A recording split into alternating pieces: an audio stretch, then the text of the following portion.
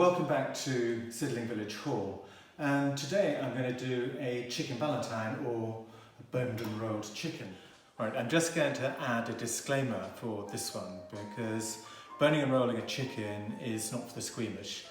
There's lots of raw chicken and your fingers are right in it and it can be messy. So this is something that's a little bit more advanced perhaps than everyone wants to do, and if it is, then skip it and maybe you can adapt the recipe.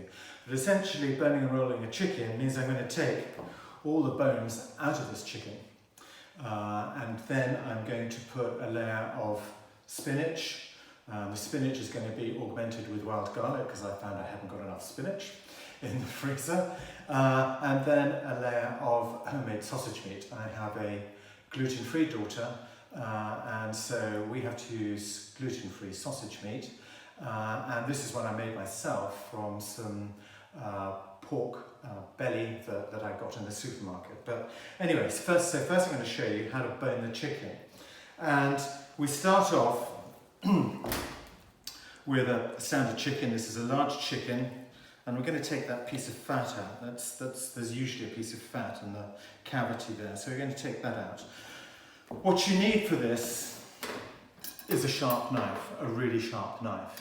And I'm not going to take any responsibility because fingers and sharp blade are going to be very close to each other, and so do be careful. Turn the chicken over so that it's breast side down. And then we're actually just going to take off the parson's nose, and then we're going to cut all the way down there, okay? And then I like to do it this way around because that's just the way I am. We're going to find where this leg goes into the socket. When you've got your roasted chicken, this is what you call the oyster, this little bit in here. Do you see that cavity that I'm beginning to open up? Okay, and this is as much scraping as it is cutting.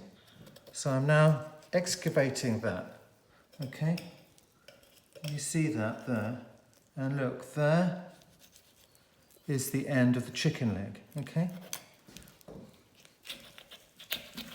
I was taught this by an old girlfriend in Ireland. I went to university in Ireland and who taught at the Cordon Bleu in Dublin and then at the Cordon Bleu in London.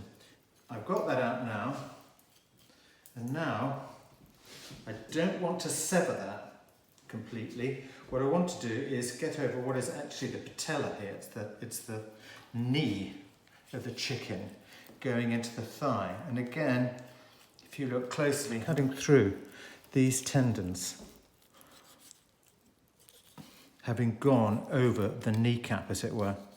I'm coming back around here now, and I'm now on the thigh. Okay, and I'm cutting and scraping. Always try and keep the blade going away from your hand rather than to your hand when you're cutting at any time. Okay, and I'm going to give this a little bit of a pull. Okay, and that's come out now, and I can just cut that off. I'm going to put that into a stock pot. This is the collarbone here of the wing. Do you see me just exposing it there? This little bone here. Okay, and I scrape down, and I keep on going down here, and I will come to the wing socket.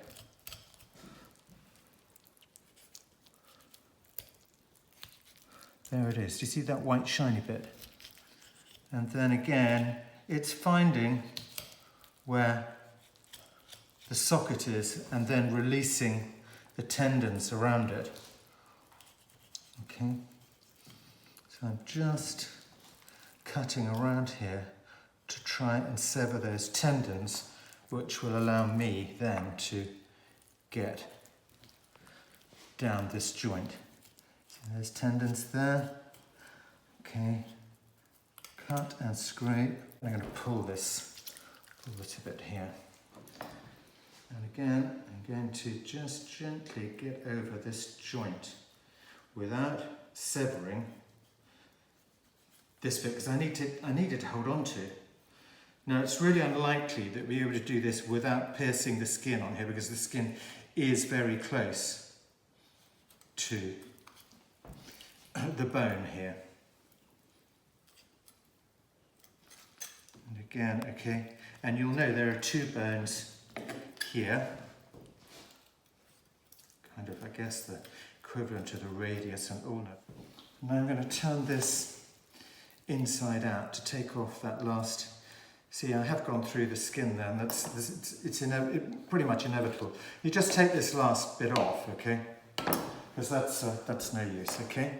And now, having done that, I'm now going to scrape this down. Mind these bones here. You don't want to keep these little bones, but you do want to take this bit out here. And we're going to go in there, okay? And in there, okay? What I'm going to do now is I'm going to do the other side, but you don't need to see that, so that then we'll have, take this out here. See the other side of this is the other side of the leg socket. Just scraping down to there. Okay, just that bit of cartilage there. Okay, you can take it with this kind of cheek meat here. And we're beginning to get to the breast, but I'm going to leave that for a minute. Okay, and I'll do the other side, and then I'll join you again. And I have done the other side, so now what we've got to do is to take out, come in close. You see there's one part of it there.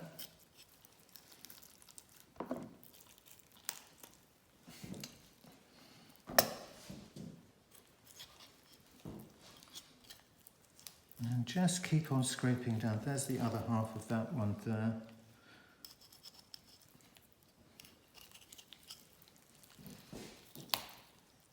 And that's that half there. Okay. Now what we don't want to do is to go through the breast skin, because the breast skin is actually very close to the meat. What you'll see here is, as I go down, that kind of plasticky bit that's part of the breastbone. And again, I'm just scraping away, scraping up from that. That's probably about as far as I can go on that side. Just taking this out here. Okay. Turn over, okay. And I want to do the other side. That's where the breast starts, okay. You see this plasticky bit again here? Okay. So it's a mixture of cutting and scraping, cutting and scraping, cutting and scraping. There's the end of that, okay.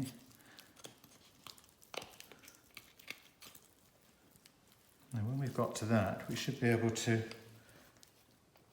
just ease that down, ease that down, ease that down there. Okay, on either side till we come to the end of that, and then we should be able to just cut that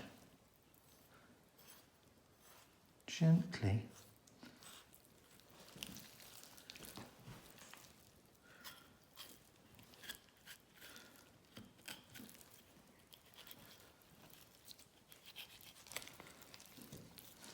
All the way through.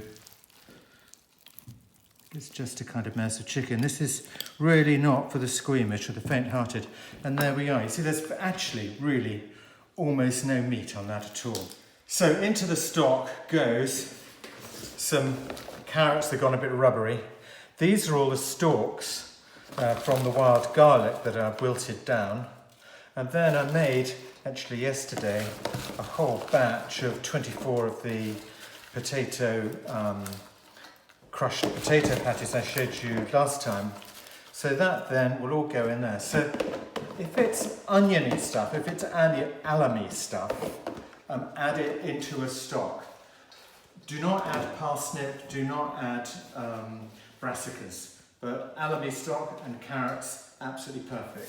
So I'll fill that with water and do that. Okay, so now I've got one floppy chicken. And what I've got is as you'll see, the legs inside out. And I'm going to leave the legs inside out, but you saw me take the wings back, so I'm going to push those back through again also. Okay.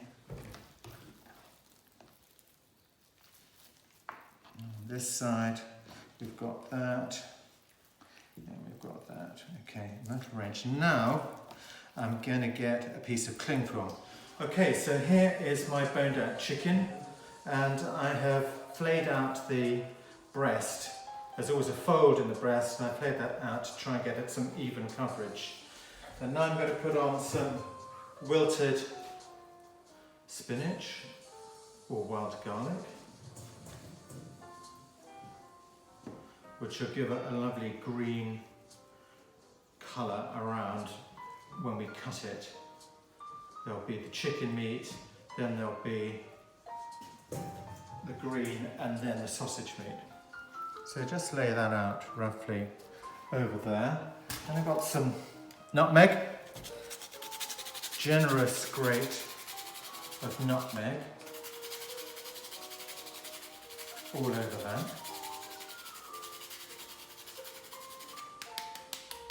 Now this is also messy too. I've made my own mix of, I've got sausage meat, which I put through the mincer, and shallots, and also some dried or semi-dried apricots, which have been finely chopped and put in there too. So I'm just going to put a thin layer of this on top of the garlic. Okay, then the reason I've put it on top of the cling film is the cling film should help me roll it, and this is where you may need an extra pair of hands just to hold. See, I'm rolling that over there, and what I need to do is to get this up here in order to get these two bits of skin together. And I am using today a long wooden skewer, and that's kind of what you need to do. Okay, and then we can use another couple of maybe small cocktail sticks just to tidy this up a bit. And one over here.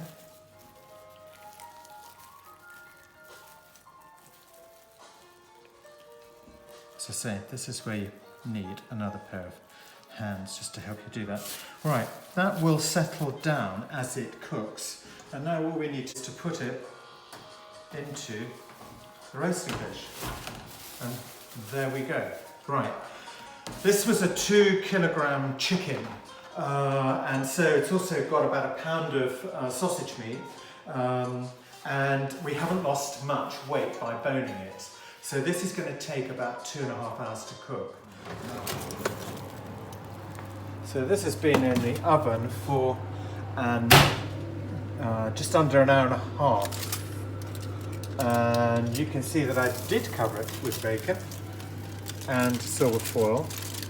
And now I'm going to take the silver foil off, and I'm also going to drain some of that lovely juice. I put in about half a cup of water, and this is going to be added to the gravy stock.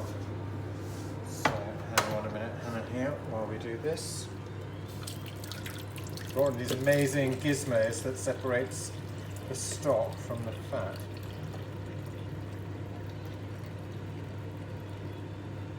Okay, so I'm going to put that back into the oven now in order to crisp up the bacon, and then in about 20 minutes or so I'm going to take the bacon off and put it back into the oven for another 20 minutes or so in order to crisp the skin.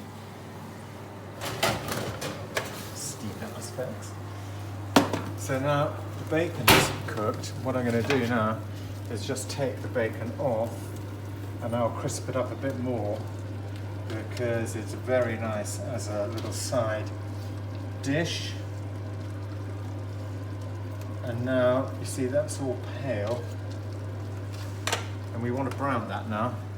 So I'm now going to put it in, probably take about half an hour to brown that off, and then I'll rest it.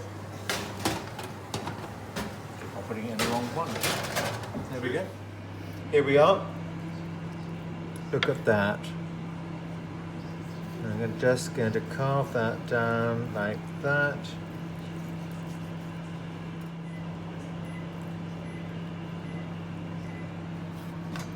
Chicken, the wild garlic or spinach, and the sausage meat in the middle. There we go. This will carve 6 easily for a roast, but if you're going to do it cold, you can almost double that because you can slice it so much thinner. So that's the boned and rolled chicken. Et voila!